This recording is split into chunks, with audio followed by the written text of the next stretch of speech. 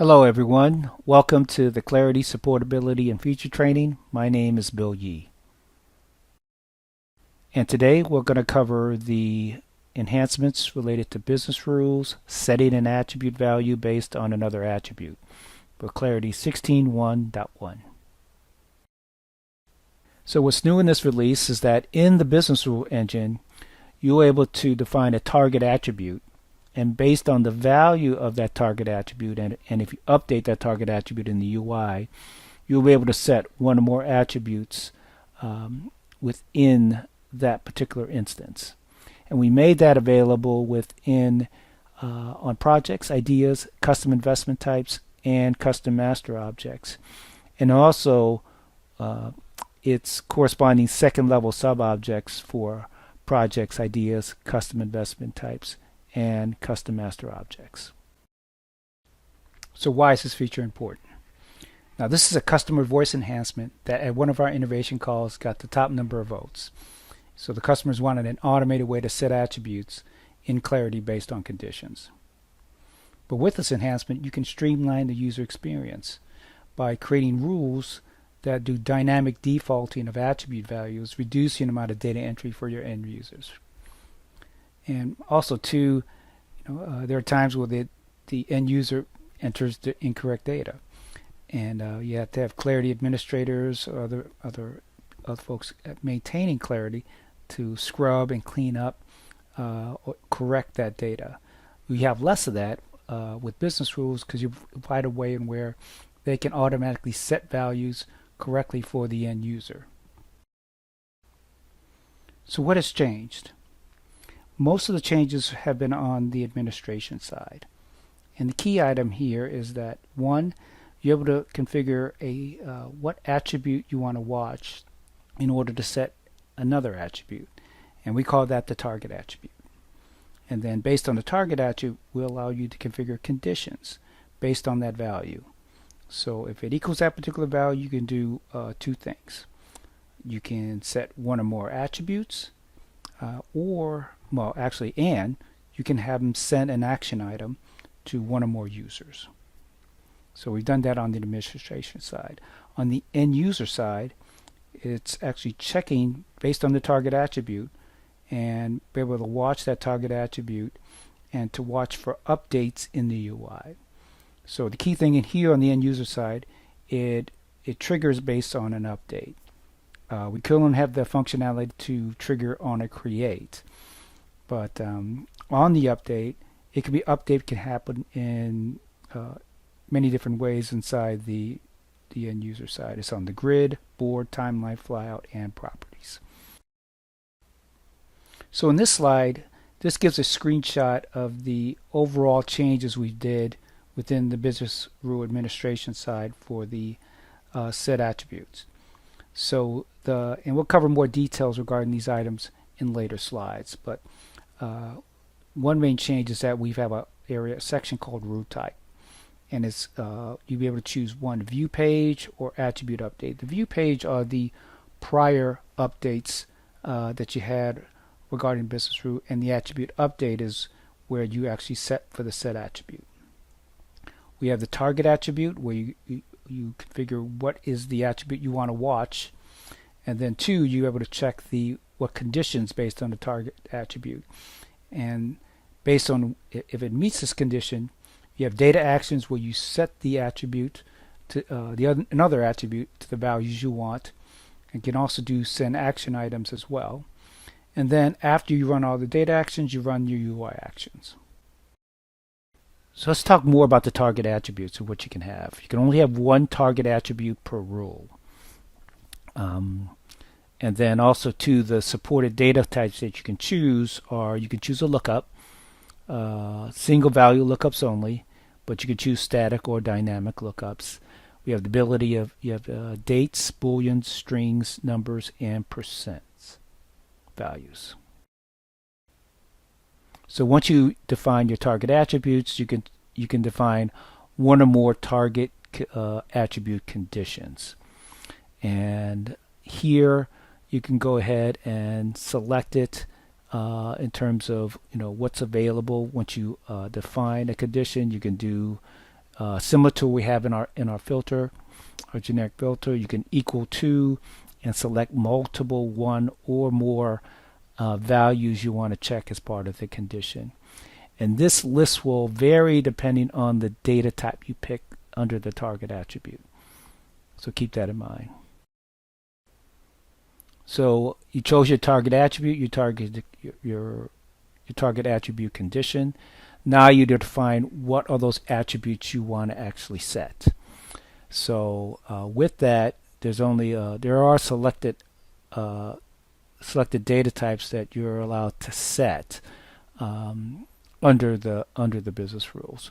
So lookups you're able to set, single value lookups only, static and dynamic. You're able to set dates, Boolean, string, number. It's we do set money, but the business rule engine doesn't have any knowledge of the particular currency, so keep that in mind related to that, and also 2%. You're not able to set an attribute if after you pick it, if that attribute is auto numbered. So we will not override an auto number record. If this is an audited attribute, some of these could be like change by or change date. We would not be able to override or set the attributes there. And also too, if that field is marked read only in Studio, you will not be able to define that in the set attributes under the business rule administration area. So let's cover some more details regarding the data actions in the set attributes and send action items. So in the data actions area, you have the ability to set attributes, and here are some of the data types in which you could set it to. So based on the data type, say here for Boolean, we actually provide you the options in a pull down related to it, which are yes or no. We also provide some smart user or smart date functionality. So for dates, we have the ability to choose a current date or a number of days before or number of days after, so you can set that value. On the smart user side, any type of resource lookup we will allow you to set to current user. And the current user being the user who actually is triggering the rule. You can set something based on that user who's triggering that rule. Custom lookups, if you choose that, we give the pull down and what's available for that particular lookup. Money, it's right now it's essentially a number, also two for custom number as well. And the same related for the string. It's a text field that you can enter the value you want to set it to. We can also choose the ability to send an action item. And from here in the pull down, we allow you to select a template in or action item definition that you configure under administration action items. And one thing to note on both the send action item and the set attribute, there's a blank pull down. So there's no need to click new. You just select the items that you have that you want to select in the pull down based on the attributes on the object for that particular blueprint. So after you ran your data actions, you can also run UI actions. So say for example, so the use case is that you set some attributes and then afterwards you want to run a UI actions to make those attributes read only, for example. Or you can run other UI actions like hide modules, hide sections to after you did your data actions. As you mentioned, these always run after your data actions. And also too, as part of the UI actions, we've changed the UI in how you set these UI actions as well. And we'll show this as part of the demo shortly. Now for the business rule administration, here's some things you need to know, particularly if you're a Clarity administrator building business rule definitions or just doing administration within Clarity. Now let's first take the target attribute. Now if that target attribute, say work status, is deleted or inactivated, that would also disable the rule. So keep that in mind if you're doing in the process of deleting some attributes. ensure that it's not being used inside of a rule, because you may need to update that rule if you're deleting it. Now for the data actions, for this current release, you're not able to set an attribute to say null, blank, or no value. The way the business rule engine the administration is set up is that you need to define a value for each of the operations. You can't just leave, say, the field blank and thinking it actually is going to set it to blank. We have to do some enhancements to actually have a setting for blank value or no value, and we'll target that for a later release. When you're setting an attribute in data actions, it always runs the set attribute first before any other action. So regardless of the order of these, now right here the set attribute is before the send action item. Now you may have the send action item first and then the set attribute, but it would always set run the set attributes item first. And the reason being is that you could possibly have in the set action items using some values that the set attribute was actually using. So we always run the set attributes first. Now the next one, it takes an account for the data actions and the UI actions. In total, you have a maximum of 25 actions per rule. So each of these line items are an action, and also too, the same goes for the UI actions. You have a maximum of 25. If you go over 25, you're not able to save the rule definition, and it makes you either remove it in order to save it. Now, in case, regardless of what happens here in the data actions, in terms of setting of the attributes, you may not be able to set it for, we're going to cover this later, maybe the project is locked, you're not able to set it. When you get to the UI actions, it will still run the UI action regardless of what happens in the data actions. So keep that in mind as part of the process as that's going on, that the UI actions will still run regardless of what happens with inside the data actions. Now the next bullet item here, if you set a target attribute, and whatever that target attribute has, you cannot in the set attribute set that same attribute, because you can have a circular dependency and a race condition having that. So you're not able to set an attribute that you're using at the same time in the same rule as the target attribute. And also too, rule chaining is not allowed. And what I mean by rule chaining is when you try to create a set attribute rule to trigger another set attribute rule. Just keep in mind, set attribute rules can only be triggered in the UI. So you can't have it be triggered by, say, another business rule and having that. So rule chaining is not allowed when using set attribute rules.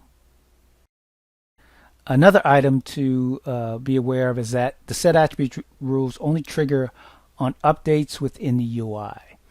And there are several ways of actually doing an update inside the UI, so let's cover those.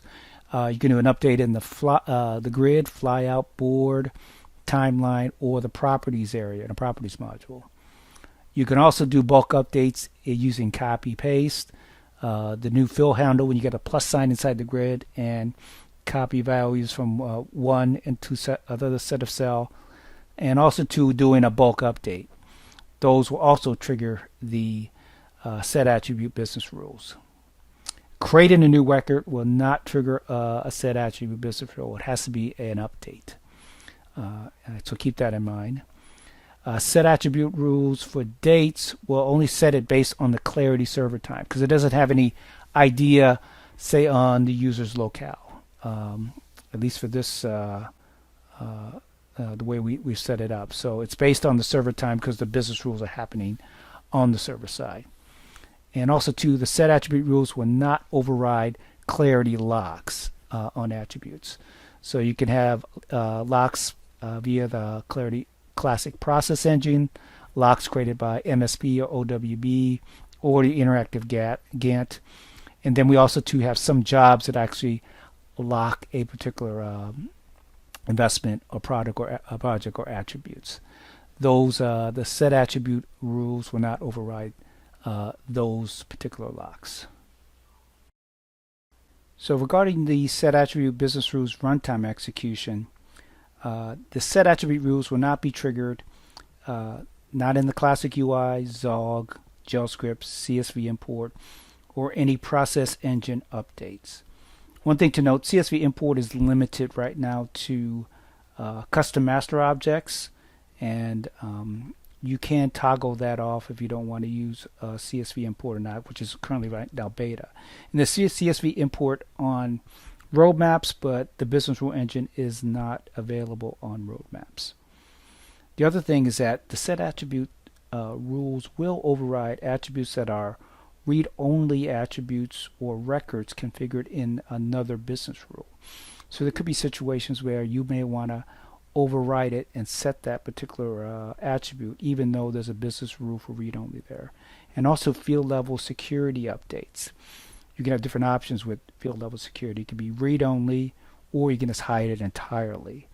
Either or, we can still set that particular attribute with FLS, and you may have situations where you may want to do that. But one thing to note is that if it's being updated in the audit trail, which is pretty specific now, it's different within the process engine. In Classic, is that the person who triggers the rule will be logged in the audit trail as the person doing the updated by. I know in the old Classic process engine we use I think it's like a process administrator. But the one thing to note is that the person who's actually triggering the target attribute is the updated by, which may, also too, you may think it's read-only to that user, or you have field level security, and you're wondering how that person did the update. Well, that update could have been done via the business rule, and that's the way it kind of works. So keep that in mind when you're watching or using set attribute business rules. So let me give you a demonstration of the business rule administration and the set attribute business rule end user experience so you can see it in action. So I'm going to give a demonstration of our new business rule enhancement, the ability to set an attribute based on the value of another attribute. So first, let's go with the configuration of the rule under Blueprint Administration. So currently I have a rule already set up in where when the work status is not equal to cancel, make the progress field read only. We're going to utilize that as part of our demo. So first, let's create a new rule in terms of setting for the using of the setting of the attribute based on the value of another attribute. And what we're going to do is when the work status is canceled, then we're going to set progress to completed and financial status to hold. And in order to utilize the new enhancement, first one of the changes is that we broken out the rule type, and then we have one for view page, which is essentially all the rules that you had prior to the set attribute enhancement. And in order to do the set attribute enhancement, you have to select attribute update. And what first you need to do is set your target attribute. And here it's going to be work status. So let's choose work status. And then after you set the target attribute, now you're able to set conditions. So once we add a condition here, you get to choose similar to our generic filter, where if it's equal to, and what we want to do here, if it's set to cancel. Now you could choose multiple ones if you like. Right now we'll just have it set to cancel. And here and after now, in the data actions, this is where you define the actions, the attributes you want to set. So we're going to do a set attribute, and one of the items is progress, and we want to set that to complete it, because once it's canceled, we want to do no more progress there. And then we're going to also choose financial status. And we're going to set that on hold because that project has been canceled. So after it runs the data actions, you may want to do some UI actions. So since this project's canceled, we want to mark this particular record read-only. So what it will do is disable editing for the record. And what happens after it runs the data actions is going to mark that the record read-only. So with that, we have everything we need. Say create it. The item here is the rules is enabled, and now we just do a publish. So let's go to projects and see how it would run. So if we go to projects, and let's go to the grid first. So notice for right now, if we take the first project, we come in and open up the detailed flyout. Right now, progress is read-only from that business rule that we had. And also, too, financial status is actually secured.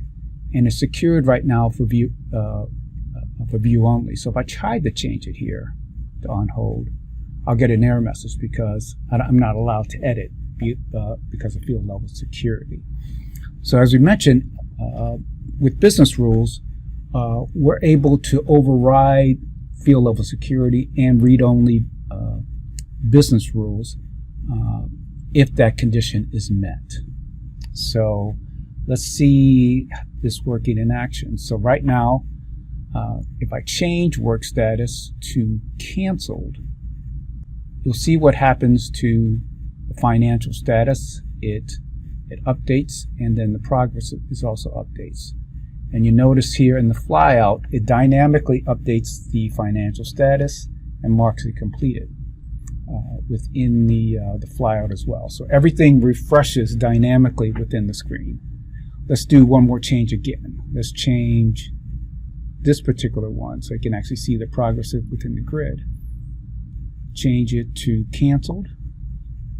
It changes it in the grid, also to inside the flyout. Now these capabilities also work, say, on our new board that we've had. So say, for example, here inside the card, I have, let's choose one here. Let's choose this one here. And where the financial status is open and the progress is not started.